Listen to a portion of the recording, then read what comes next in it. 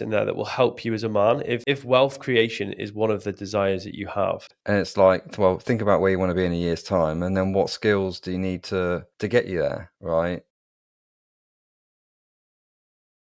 Welcome to the Awaken Man podcast with me and Mr. Peter Taylor. How are you doing, Pete? I'm really well. How are you? Go on then, tell everyone. What? How did you fly home? I flew home business class and it's really nice. I think I'm going to do it more often. Actually, today's episode, we're talking about wealth, right?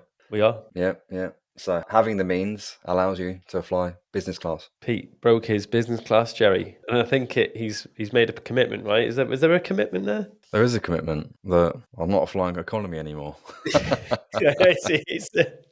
know, it was good to see, man. I was like, Pete, hats off to him, has done a phenomenal job in helping grow the Awaken Man. He's been a phenomenal salesperson, and just to see him enjoying the fruits of his endeavors, that was really, really powerful. And I think it meant a lot for a lot of the guys in the program to see him succeeding and us as a team. And it was just good because this is something that we would be talking about in today's podcast, which is about the roadmap to wealth, right? And just a bit of background for me. I come from a background of, well, not a wealthy family. We weren't a wealthy family. Had a lot of love and a lot of support and a lot of everything we needed as kids growing up. And it's been an endeavor of mine since I was 16 to create wealth. That's something money changed my life from a very early age. What about you, Pete? Yeah. Very, very similar. I haven't come from wealth, come from a very loving family. Never went without. We're just middle class. Okay. And I say just, and we were like, it's absolutely privileged, right? We went on holidays, never without food, had most things we wanted, right? So great upbringing, but it wasn't like built around wealth. It wasn't built around like, how do we create wealth? There was no like, I'm going to teach you about money or teach you how to create the path. It was nothing like that. Yeah. And that's what I find what my personal journey is. And then a lot of guys who come on the Awaken Man as well, it's like they're learning how to build wealth. It's like one of the big drivers for why they come on, because also it's been the other things around building wealth which have sabotaged them, whether it's their relationships, their energy, their thinking. And a lot of what we do, we're very lucky to have Yassine as part of the team. Yassine's built a great deal of wealth, not just financial wealth, but in terms of freedom wealth. He's got a business that supports his life, and having that modeling from him as part of the team is really powerful in our process. So what we're going to do on today's call is we're just going to talk about 3 ways that you can create wealth. And totally candid, if you've read the book, The Millionaire Fast Lane by MJ Demarco, it's the concepts are taken from that. But I think there's a discussion to be had around that as well. And I think this is because I remember having this conversation with Yassine as he was coaching me. He said, you need to go and read Millionaire Fast Lane. And I was like, okay, cool. And I just saw the book title Millionaire Fast Lane. And I was like, it sounds just like a get rich quick book. And it's so far from that, it's untrue. And I'm still re-listening to it now. And it's got so many concepts in there that will help you as a man if wealth creation is one of the desires that you have. So what we're going to go through is just a conversation about the 3 roadmaps to wealth and where we've seen them in clients, where we've embodied them in ourselves, just how we can actually start to move from maybe what like a slow lane or a sidewalk named roadmap to the fast lane. And if you're a guy that's looking to make more money, have more freedom, if you're looking to improve your business, if you're looking to improve your mindset, get stuck into this podcast, because there's going to be a lot of good points that you can go in. I want to make also, Pete, going to invite you to do the same. Make it pragmatic. What can we, so we're not talking about theory, we can help you move into the point where you're actually going and doing something with what you're listening as well. What MJ Demarco talks about in Millionaire Fast Lane is that it's like taking a road trip. Becoming wealthy is like a road trip. To arrive at your destination, you need 4 main components. You need, first of all, your roadmap. And your roadmap for wealth is the beliefs that guide your actions like a compass. So if you are somebody who believes that you should not live beyond your means, you should be risk averse, you should work to create cash, time creates money, that's your roadmap. And that's how you will build wealth. And that's what I inherently believed. And I can see it in my businesses as I've gone through changing businesses, and I attach time to things. So as soon as I heard this in the book, I was like, holy shit, I can see that. And it's only recently is I don't need to attach time to that. And that's me changing my roadmap of wealth creation. Okay. The second one is your vehicle. Peter, I was going to invite you to stop me if you have anything to share as we're going through these. So your vehicle. So it's actually looking at your level of wealth depends on the person you become. So you must personally drive the vehicle. You have to, what he says in the book is wealth isn't an episode, it's a journey. Now he thought that when he was building building his wealth that he would build a company, sell it for a certain amount, and then live off the money that it actually, it made. It drove him back to poverty and struggle. And he shares how you have to continually nurture your mindset, your actions, and your behavior as you're going through your vehicle. Your roads, and these are your financial pathways. And we're going to go through 3 of these on today's podcast that you can really see. And when you start to see how you've been driving along one of these 3 roads, you'll be like, oh my, wow, I've got some changes to make. So this is like looking at like an employee mindset versus a self-employed mindset versus an owner mindset. And actually we did a whole podcast on this where we talked about owner versus operator. Definitely worth checking out as well. And then finally, it's your execution, your speed. Like you could listen to this podcast and you could get an insight. And this is like largely dependent on you, is you could be one of these guys that is a consumer. You consume information, but you don't produce. And we're going to talk about this in terms of being someone who creates wealth from the fast lane. So they're the kind of key points and main components of the wealth journey. Pete, any insights from them? Yeah, quite a few. Yeah, I've always looked at this as like a similar sort of concept, but in 3 different pathways for me to continue my wealth path. And that is behaviors, beliefs, and skill sets. So it's like, what skill sets do I need to acquire to step into the next level of wealth, right? And the way I look at this is I just reverse engineer everything. So say in this time next year, so this time in 12 months time, I want to be earning X, right? Personal income or revenue for the business. Okay, what skill sets do I personally need to acquire to enable me to get to that? And those skill sets might be like just become a better salesperson, or it may well be become a better leader and a better manager, right? And learn the skill sets of employment so I can employ a team. Right, so I'm just reverse engineering that. And then I'll look at the same thing with like my behaviors. All right, what behaviors is that person? What is he like taking on? Right, so that man, my Pete 2.0, like a year down the line, like how is he showing up day to day with his behaviors, like his habits, like his disciplines, like what's he doing day to day, hour to hour? How's he showing up? And then the third thing is my beliefs, right? And that's what he talks about there in your roadmap, like your beliefs guide your actions. So it's like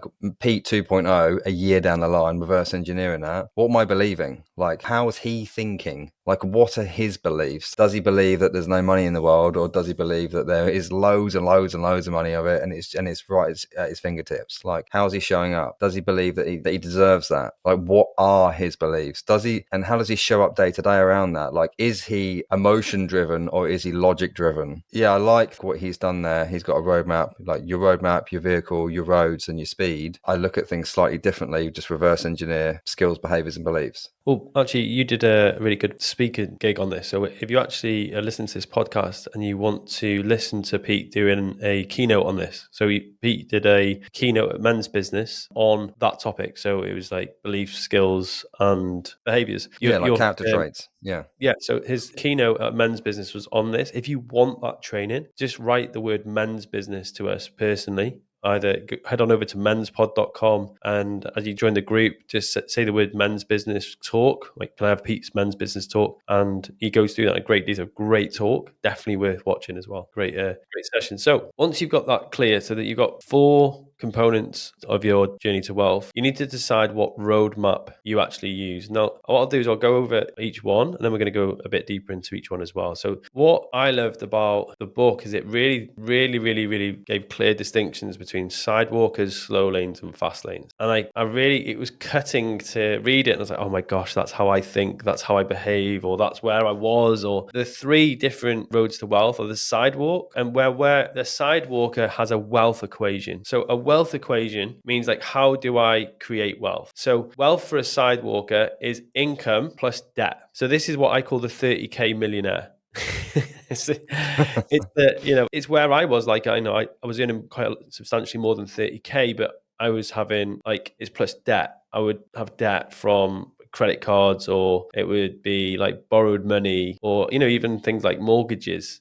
So the wealth equation for a sidewalker is income plus debt. They live generally beyond their means. Now, this is the person that earns 25,000 yet has just enough money to put a car, like a fancy car, on credit and drives around looking the part. They look wealthy, but they're not wealthy. They're actually like maybe 1 or 2 paydays away from broke. So if they got fired from their job this week, it'd give them 2 months and they would actually be broke. And there's so many levels to this, because you can have people that earn 25,000 and are on the sidewalk looking wealthy. You can have 100K earners, and you can even have millionaires who actually use this same equation. And this is what he talks about in the book, is like, you actually think that it's not just people on a lower income that can look wealthy. You get people at such high levels that they spend as much as they earn. And the destination for a sidewalker is that they don't have one. They don't have a wealth destination. They live day to day, because sidewalkers are hugely like instant gratification driven. I want it now. And so they are at mercy to all of the credit companies, all of the financial adverts about how you can have tomorrow's pleasures right now. This is me in my late teens and like early to mid 20s. Yeah. I always had the car. I always had the car, right? And I could afford the car, but it wasn't like, but it was with debt. I'd either taken a loan or I'd just taken like finance on something like that, right? That's like, I resonate with that from an early age. Yeah, and I look back and I look at the times in my life where like Pete had cars, I had mentors. I just had the fancy mentors. I had like, I was earning X amount, but I had a mentor that was probably for someone who had like 100, 200,000 salary, and I wasn't earning that at the time. So I was living beyond means in terms of my personal development bill. But yeah, I look back and that I was on the sidewalk. That's the way that I saw I could access things in my life, was what I got from my gym. I could take that on if I wanted to get something that was out of reach. And I did that. The second roadmap is the slow lane. And this is the person who uses the wealth equation of its job plus market investments. So they're almost like your saver. So what I'm going to do is I'm going to trade tomorrow. I'm going to trade now for tomorrow. Now, their wealth equation is live frugally, go without now, and then I'll enjoy a nice retirement. So a lot of like, they'll work hard now. They're still swapping time for money. They actually forgo a lot of life's pleasures now because they're in the slow lane. They're like, oh, do you know what? I have a huge pension, which is great. But if they look at they don't look after their health because they're working so hard. So the likelihood of them enjoying that pension a huge amount of time is not actually quite, the odds are stacked against them. And what the goal or the destination is for the slow laner is retire comfortably by 65. That's the dream. I was like, oh my God, I could see that, that was my dad's pattern. Like my dad, he had a great life. But I could see that was his wealth equation plus his destination. He wasn't a sidewalker. He's good with money. He's well calculated, doesn't take on too much debt, but he is a slow laner. And that was like his goal, retire comfortably by 65. What are you, Pete? Yeah, that's my parents. Yeah. Albeit they retired earlier than 65, but that was always like the destination, right? Play it super safe, savings, little bit of investment, not like crazy investments, just like rely on the pension there. Yeah, and retire like 60 sort of thing. Yeah. And the final one is the fast lane. As coined by MJ Demarco in the book, it's like wealth equals net profit plus asset value. So what your job is to do as a business owner and creator, whatever you do in your life, everything you do is to increase net profit in the things that you have, plus asset value. So you're accruing assets that make you money. So then you don't have to trade time for money. So that's the big distinction between a slow lane and a fast lane is that a slow laner trades time for money. A fast laner trades money for money.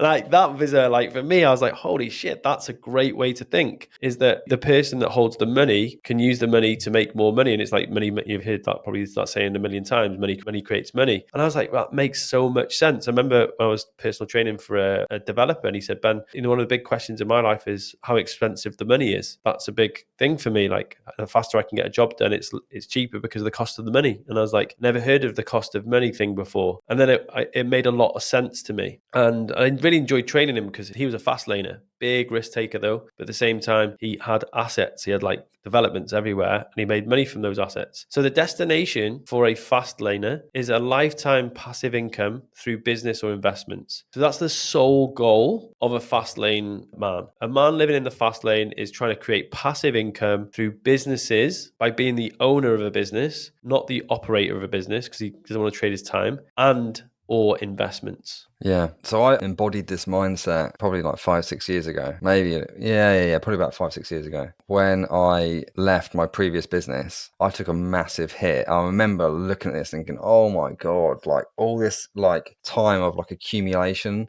of assets, I'm about to just leave. It's a decision I had to make because it was a big personal decision. And I knew in the long term that I would recoup that. But for many years, I was always focused on my net worth. It's like, how am I adding to my net worth? And I've got a sheet, right? And then like I'm always adding when I acquire like an investment, no matter what it is, whether it's a property or a watch or business, like I add it to the sheet and then I track that and I just track my net worth going up. And when I left my old business, my net worth went down like astronomically because I owned like good sized business there, and I also owned property within that business, which was valued really highly, and I had to let that go and not really see all the benefits on that. So when you start tracking like your own net worth, gets like you form a different sort of mindset there. It's really powerful. You can see the pain in your face there as well.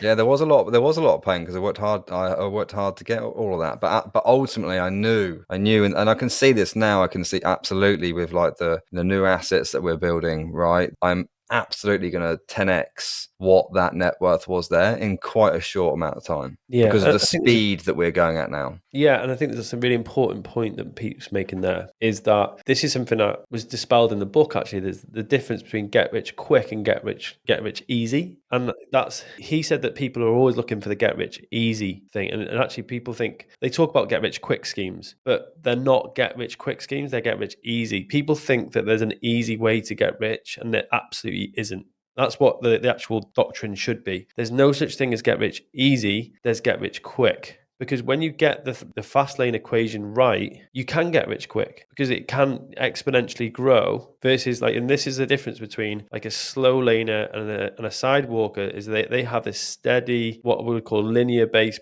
progress across their life of what they think that wealth's going to be. Whereas a fast laner has what's called hockey stick, exponential shifts. And that was really insightful for me because I was like, right, yeah, actually, if I just really triple down on getting the lever right, and we'll talk about levers in a second, if I get the offer right, if I get the marketing right, if I get the sales right, get all these things right in this business, I can get that hockey stick growth. And that's my job, to optimize those things. And it was quite profound, so there is actually such thing as, because you hear about these young, millionaires and billionaires now because they found really, really, really well leveraged products and services that they buy and sell. So it's really, really worth mentioning. There's no such thing as get rich easy, but there is get rich quick, because when you get that right, the wealth quickly accumulates. So let's talk about the slow lane. So the slow lane people have a job. That's how they have a job mindset. They work hard for 50 years and they hope, and this is an important point, is they hope they can save enough money to retire comfortably. They end up living a life of mediocrity. And that could be quite triggering for you if you're listening to this. Is it you're proud of the job that you've got, you're proud of your work, and I get that.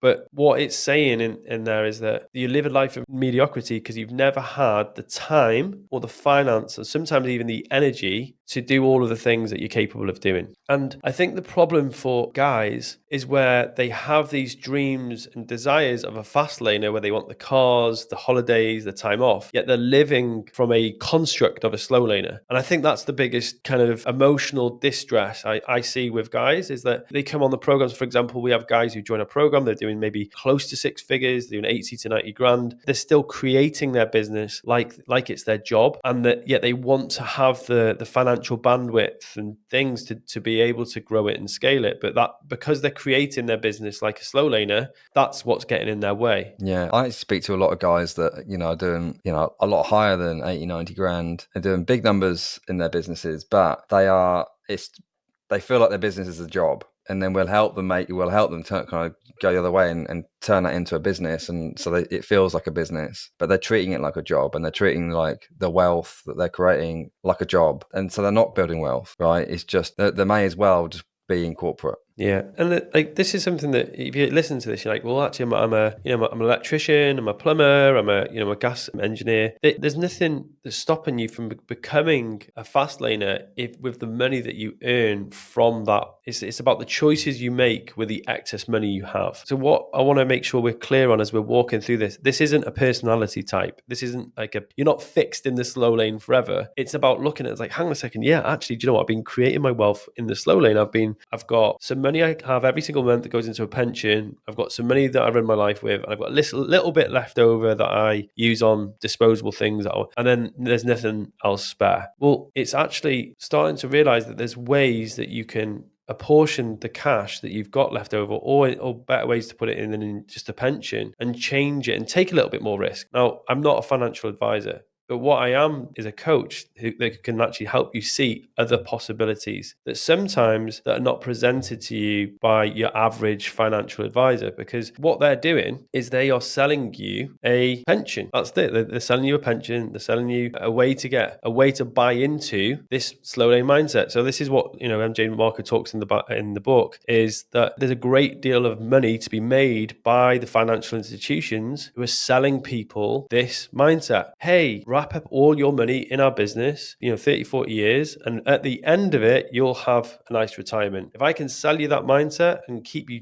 stuck in that system, that works for my institution. And sometimes it's just being able to look a little bit outside that as well. Yeah, and just on this one, going back to what I said at the start of the pod on like skill set enhancement, this is like a classic, right? Especially if you're employed. And it's like, well, think about where you want to be in a year's time, and then what skills do you need to get you there, right? Say you're working at a marketing agency and you're, I don't know, doing all the content creation, but you know that if you became a media buyer and you learn the skills of being able to do ads that get high return on investments, return on ad spend for the clientele, and the pay on that is double what you're doing now. It's like, well, that's the skill set I'm going to learn. I'm going to go and learn how I'm going to create ads and get return on investments via ads, do Facebook ads, LinkedIn ads, Google ads, and so on. I'm going to get really, really good over the next year. And then come that time, I'll either get a new job or say to my manager, hey, I've now got this new skill set. I've started testing it out. We're getting great results. I need to be compensated for that, right?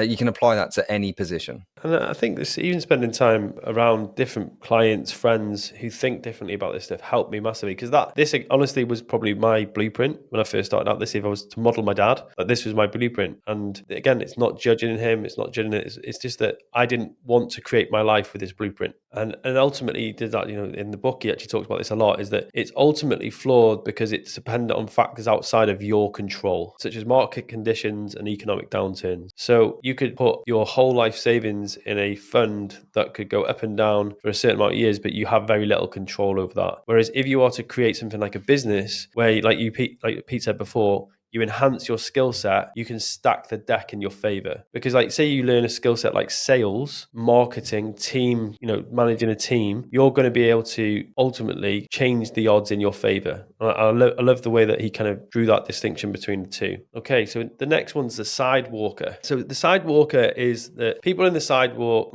live in the present and go with the flow. If you were to ask them, like, what's your goal? What do you want? This is where they struggle to say what they want. And I could say, this is one of the questions we joke about in the Awakened Man is like, what do you want? And one of the questions that men have to answer is, what do they want from their wealth? Like, what do they actually want from the money from their businesses? And where do they want to take it? Do they want to be multimillionaires, or do they want to have a job? Do they want to have a £200,000 wage, or do they want to, own assets that make them millions? And that's, Again, I've had this conversation many times with you seen, because this is where I was creating my life from up until I started the Awakened Man. I actually didn't have a roadmap of where I wanted to get to. So they actually end up living in poverty because they're so boom or bust. They take so many risks with money that they don't have. Generally, what happens is they take wealthy people style risks, but their salary can't support it. So what happens is they're funded to do this by the financial institutions. And then what happens then is that they're working to pay down the cost of borrowing. So they're trading their time for someone else's money. Can you see any people or any situations there, Pete? Yeah, I could just see the whole crypto market in that, right? That's like, I can get rich quick here, and put a lot of money into crypto that you don't necessarily have. Find the means to get that money to put into crypto, because it could 10x, 20x, 100x, and then it doesn't. Right, and you're playing an investor's game in a highly volatile market, and it's fucking dangerous. And then you can end up losing a lot of money. I see that. It's like the lottery win mindset, right? It's like, I found a way. This is it. this is it. I'm going to take a punt. and it's going to come. Definitely a lottery winning mindset there. It's definitely a crypto mindset. Yeah, I see quite a lot of relationships struggle around this, where you've got one person who's in the slow lane and the other who's a sidewalker. Like a lot of relationships where, like, maybe the woman's a saver and she's like, I'm just going to penny pinch for years, and they get together with a sidewalker, like a guy who's quite flash. When they first meet, he's quite flash. He's got a car, and do you know what? I'm talking in third person. It was my, I say it was my last marriage. It was my last marriage, right? I was like the sidewalker taking big risks and didn't have the finances to take those risks at that time. Didn't have the assets making the money at that point in my life. And my partner, my ex-wife, was a slow laner. She's like wanted to build over time, and it used to drive her insane. Well, just when I was talking now on the crypto thing, that was 2017. I got into crypto, and that was absolutely me. I was like, oh, fucking gonna make loads of money here. Yeah. And there was a time where I did, and unfortunately a lot of the money I then played with over the next like 5-6 years was the money that I won, or not I won. I invested and came back. It felt like it was winning though. It felt, because it just felt like gambling. It really, really did. It felt like you go into a slot machine. It was just digital, right? Yeah. But I speak to so many guys, and I'm like, oh my god, I just see myself in you guys that are still doing that, or have done that, or I was still relying. It's okay. I've got that money in crypto. It's down at the moment, but I know it's going to come back. I'm like, dude, I was there many, many years ago, right? That is the lottery mindset, and you cannot rely on that, right? It's outside of your control. Yeah, it's gonna come. It's like that feeling. It's like, oh yeah, it's gonna happen. It's gonna come. It's gonna happen. It's like, yeah, waiting for the train that never arrives. And that, coming back to the effect on your relationship, is like women get tired of that. I think like I spoke to a lot of guys, and they're just like, oh, my wife just doesn't believe me anymore. It's this is the time, this is the way, and they just don't believe him anymore. That's what they've been saying for years, and it's never come. Yeah. Oh, that's a kicker. That is. Yeah, yeah. They don't believe me anymore. Yeah, I've heard it. I've heard guys that, she doesn't believe me anymore. I say I'm going to back myself, and even when they're making an investment, whether it's joining one of our programs, whether it's going to be doing something on their house, and their partner has so much concern because they've heard it before, where I'm going to go and take a risk, but then they don't do the work that fulfills that risk because they create like a sidewalker. So okay, well if I get any problem, I'm just going to borrow some money anyway, because again the wealth equation is income plus debt. So that's what foundationally makes that decision. It's like, oh well, if I get in any problems, I'll just borrow some money. It's like, nope. The final one for the fast lane, and this is obviously the one we want to be creating from if we want financial and time freedoms, and it's his preferred way to wealth accumulation, and it involves creating a business or a product that solves a problem or meets the need in the marketplace. And I love this. I learned this from Travis, is like money flows to offers of high perceived value. So if you want to change your life, find an offer that's perceived high value by the marketplace. And he talks about, and actually when I was reading this book, actually, I remembered a lot of the stuff I was hearing. When I was working with Travis, it was really like, it sounded a lot about what he talked about. And I was like, he sounds like he's got it from here. I don't know if you've had this before, Pete. It's like you've mentored with someone and then you've read a book about 5 years later and you're like, oh, right, so-and-so was talking about that, years ago. But I was like, oh, wow. Because I was like, oh, how does he think like this? This is amazing. But, he might have even mentored this guy. But at the same time, I could hear some of these things like, okay, well, your wealth is equated to the depth and breadth at which you serve people. So, and you've seen it's like really, really good. As I was listening to it, it's one of those things, and I don't know if you had the same experience. You listen to a book and you're like, oh, Yassine says that.